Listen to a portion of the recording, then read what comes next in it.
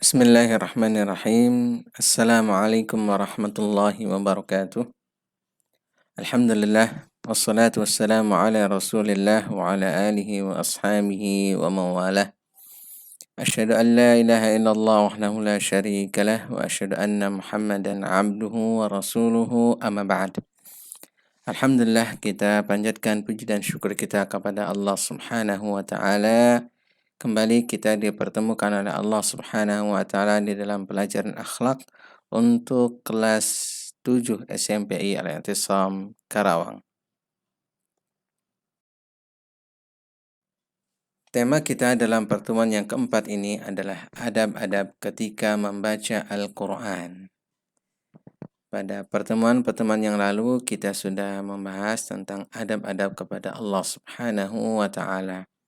Tentu dengan singkat ya. Kemudian yang berikutnya adalah setelah kita beradab dengan Allah, maka kita harus beradab dengan kalam Allah, yaitu Al-Quranul Karim. Karena Al-Quranul Karim adalah pedoman hidup kita.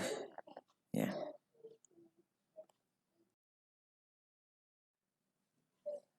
Ketika kita membaca Al-Quran, maka kita harus mengetahui tentang kedudukan Al-Quran itu. Bahwa Al-Quran adalah kalam Allah, bukan sekedar buku biasa. Bukan sekedar buku bacaan biasa yang seperti pada umumnya. Dia adalah mengandung firman Allah Subhanahu wa ta'ala. Di mana Allah Subhanahu wa ta'ala adalah pencipta alam semesta. Allah Subhanahu wa ta'ala adalah yang merajai seluruh alam semesta. Allah Subhanahu wa ta'ala yang memberikan rizki kepada kita, yang memberikan seluruh anugerah kepada kita. Maka kita harus memperhatikan sungguh-sungguh ketika kita membaca Al-Quranul Karim. Ada pertama adalah kita membacanya dalam keadaan yang paling sempurna, yaitu kita dalam keadaan suci, kita menghadap ke kiblat, kita duduk dengan penuh adab dan tenang. Tidak dalam keadaan misalnya berantakan diri kita, tapi betul-betul kita dalam keadaan yang paling bagus. Ya.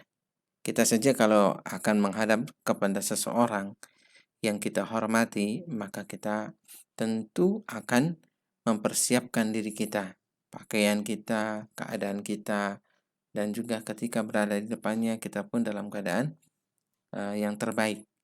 Nah, kita akan membaca kalam Allah, maka sudah seharusnya kita memperhatikan keadaan-keadaan diri kita. Jangan sampai kita membaca kalam Allah seperti kita membaca cerita, fiksi, atau membaca buku biasa, tapi harus kita merasa bahwa kita sedang berdialog dengan Allah Subhanahu wa ta'ala. Tidak terburu-buru dalam membacanya. Fala yaqra'uhu fi aqal min 3 layalin. Ya. Tidak membacanya lebih cepat daripada 3 hari. Yaitu kita membacanya itu dengan pelan-pelan, jangan sampai ingin cepat sekali khatam. Tidak. Tapi tentu dengan tenang. Ya, dengan tenang, tidak terburu-buru. Liqaulihi sallallahu alaihi wasallam, man qara'a al-Qur'ana fi aqal min 3 layalin lam yafqahhu. Ya. Berdasarkan sabda beliau alaihi salatu wassalam, siapa yang membaca Al-Quran lebih cepat dari 3 malam, maka dia tidak faham. Tidak akan faham. Karena apa? Dia hanya targetnya membaca selesai begitu. Tapi yang seharusnya adalah kita ketika membaca Al-Quran itu bukan target selesainya. Namun kita mengambil pelajaran yang ada di dalam Al-Quranul Karim. Dahulu para sahabat ridwanullah alaihim ajma'in membaca Al-Quran itu dengan penuh tadabbur, dengan penuh memahami, berusaha untuk mengambil berbagai macam pelajaran yang ada di dalamnya. Tidak hanya ingin selesai dari awal sampai akhir, tidak. Walaupun memang, kalaupun kita hanya membaca lafadznya saja kita sudah beruntung. Tapi terlebih lagi bahwa Al-Quran adalah hudan, petunjuk, petunjuk bagi kita. Maka kita harus memahaminya, kita harus meresapinya, kita harus membacanya dengan tartil. Warattilil Qur'ana tartila. Bacalah Al-Quran dengan tartil, jangan terburu-buru. Yang ketiga, dengan khusyuk. Ya, kita baca Al-Quran dengan khusyuk. Maksudnya apa? Ya, kita hadir ketika kita membaca Al-Quran tersebut. Hati kita hadir, pikiran kita hadir. Tidak sampai atau jangan sampai kita membaca Al-Quran tapi pikiran kita kemana-mana atau hati kita kemana-mana. Tapi kita hadir ketika itu. Ketika hati kita hadir, pemikiran kita hadir, dan jiwa kita hadir, maka insya Allah ketika kita membaca Al-Quran, kita menjadi khusyuk dan kita merasa berada di depan Allah Subhanahu wa Ta'ala.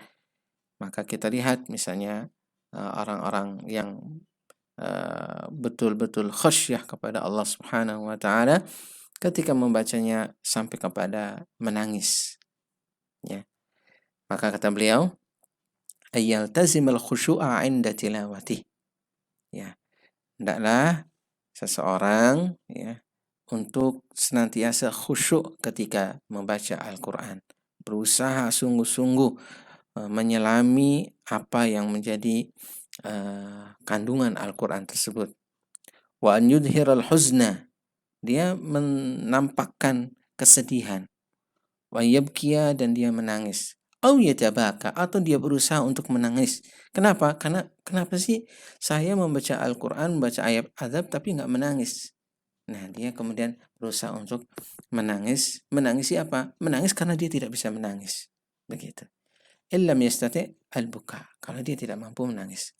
Liqauli Rasul sallallahu alaihi wasallam, inna hadzal Qur'ana nazala bihuznin, fa idza qara'tumuhu fabku, fa illam tabku fatabaku. Ya.